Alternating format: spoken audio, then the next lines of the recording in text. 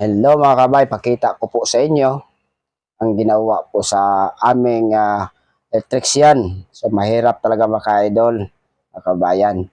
So kung wala ka pa kang alam sa ganyan nga trabaho, mahirap talaga gawin ang electrician po. Mas maganda may mag-aral ka talaga pag electrician, talaga para alam talaga. So pag may pinagawa po sa iyo, wala ka nang alam po. So kawawa talagang building, masunog yung linya po sa kuryente po mga kabayan. Yan po, tingnan po yun yung kasama ko po, gagawa ng kuryente.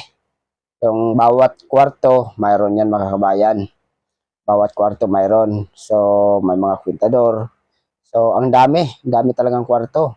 Lagyan. Siyempre mga kabayan, lahat, lahat ng siyempre kung may sunog man talaga mga kabayan, alam niya, alam talaga mga kabayan, siyempre may tumunog naga-sounds talaga, may sunog.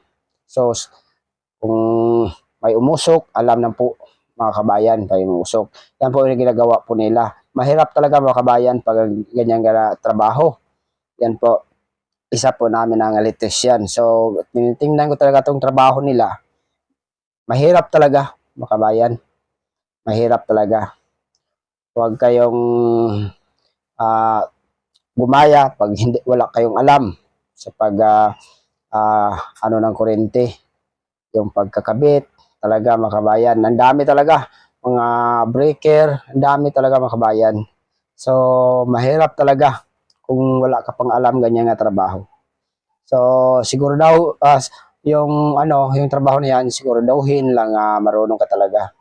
So sayang po mga kabayan pag ganyan. May sira talagang ang kuryente, ang bahay masusunog, lahat masusunog talaga yung mga kababayan. Yan po ang ginagawa ng aming kasama po. Yan, titingnan ko talaga. Siyempre, hindi ko alam yan Ang alam ko naman po mga kabayan, ang pag-contraction lang talaga. So, sa kanila, iba po sa kanila pag electrician yan. Pero, huwag kayong gagaya po ng pakabit-kabit ng kuryente. Iwasan talaga yung mga kababayan pag ganyan na trabaho. Siyempre, sa kanila, pinag-aralan nila talaga yan, mga kabayan. Ang pagkakabit ng mga kuryente, install talaga mga kabayan para safe talaga ang ilang paggawa. Yan po. So, sana naman mga kabayan, huwag tanting gayahin yung ganyan trabaho.